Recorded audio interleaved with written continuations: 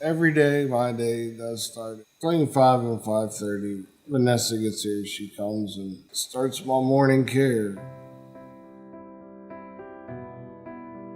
It takes almost 4 hours to get me ready and looking pretty and up in my wheelchair, ready to go another day. So it's not. I don't consider it a job. I like doing what I do. And she does a pretty good job. I haven't had a reason to fire her yet. We do this range of motion physical therapy exercises on my joints and stuff for one day when I do get my miracle and up and walking again, then my joints, arms, and legs will be ready to get going. Got to have them ready and your brain ready at the same time so you can get up out of the wheelchair. So.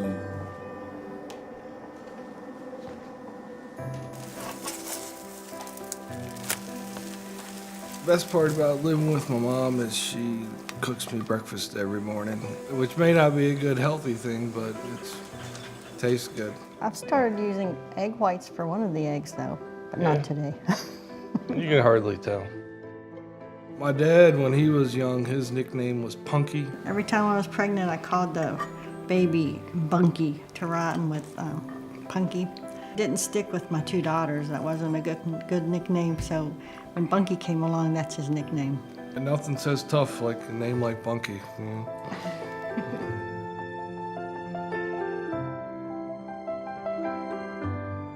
When Bunky was injured, I went to a funeral with his dad, and on the way back,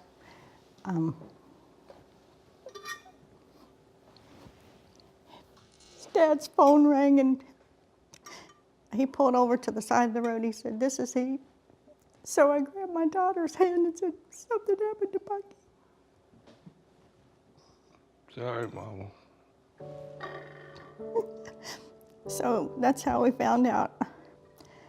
I know I'm a lucky mom because he's at home with me, and some moms aren't that lucky.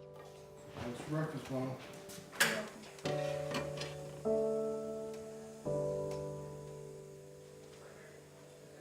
I grew up listening to my grandfather talk about his time in World War II, and he was always my childhood hero, and that's the main reason I wanted to join the Army, is to follow in my grandfather's footsteps. In the Army, I was an Army Ranger, and it was something that I really loved and was proud of it. I was shot in the neck by a sniper. My medic cut the trach hole in my neck, and we laugh about it now, but before he did it, he looked at me, he's like, "Sergeant Woods, this is gonna hurt a little bit." And I couldn't say anything, but I was just thinking to myself, I was like, I already got shot, it's not gonna hurt any worse than that. Here's the office.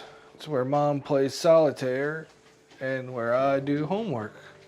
On the wall behind me is my degree from Arizona State University in political science. And my next step is I want to take the GRE exam and apply for the master's program through Virginia Tech. So with a master's degree, I can teach. That's what I decided I want to be when I grow up.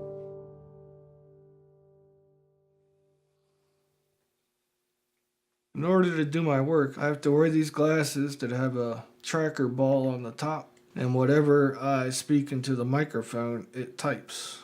It doesn't recognize Bunky because that's not a normal word, so you have to train it for that. And if it doesn't recognize any cuss words, so you can't cuss on it.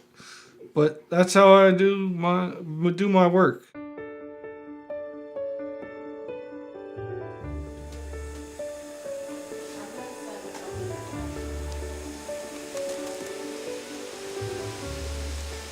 One of the big things I like to do in the summertime, springtime when it's warm, is come down here and fish with my friends, and mostly my sister Mary Lou. She's a good fishing buddy. You ready to catch the big one? Oh yeah, oh yeah. This is the fishing rod one of my nurses made me. It's got 2 buttons on this arm where I can reel it in when the fish bite. I Looks right in here. In a perfect world, we'll catch a big fish and I can reel it in. My brother has been my best friend for many years, and he's taught me pretty much all I know about gardening. And we love to fish together, and we like building things. He reads the directions to me while I use the tools, and I can get a lot of work done without lifting a finger, that's for sure. the worm went flying again. Did you see that? I think the world of him. He's definitely my inspiration. Love him so much. The feeling's mutual. Thank you.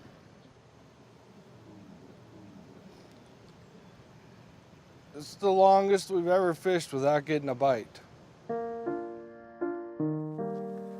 One of my favorite things to do in this house is get together with good family, good friends, and good food. It's the perfect place to do it. Bunky was a friend of my son's, and they graduated together and everything from high school, and he'd come over when he was a little kid. Our house was kind of the house in the area that everybody came to. They'd camp out at the pond. And as a teenager, he was a typical teenager, carefree, you know. But once he became a soldier, he was like so dedicated. When he would be home on leave, his friends would all get together, they'd go to the beach, and Dusty would say, you know, we're all sleeping in till 10, and he's up at 5 a.m. doing a 10-mile run. And after he was injured, and I can't think of anything more devastating to happen to somebody than, you know, and he is just the most positive. He's my hero. And his whole family is. They're really super people, and Bunky's just amazing. I think Bunky's one of the strongest people I know. Elderly people at our church say that they don't complain about their ailments anymore after being around Bunky when he says, fine, never better. He knows that he's been blessed. Thanks for the good meal. Yes, That was ma'am. awesome. Love you. I love you too.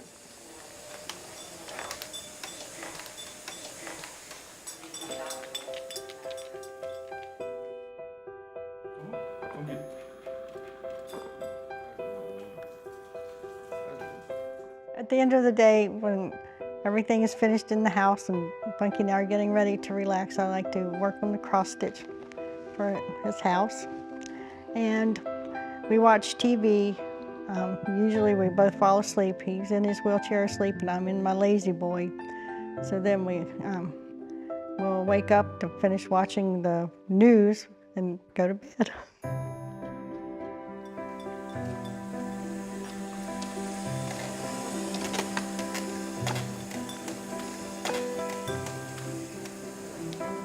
And this is my parking place where I end the day watching the TV. This house has given me a sense of relief and a sense of peace. Being able to take care of Bunky and see him be able to do things, and it makes his life easier and my life easier. The homes for our troops people, they weren't part of our family, but they've done everything for our family. Homes for our troops, they give veterans and their families and their caregivers a whole new lease on life, and it's just incredible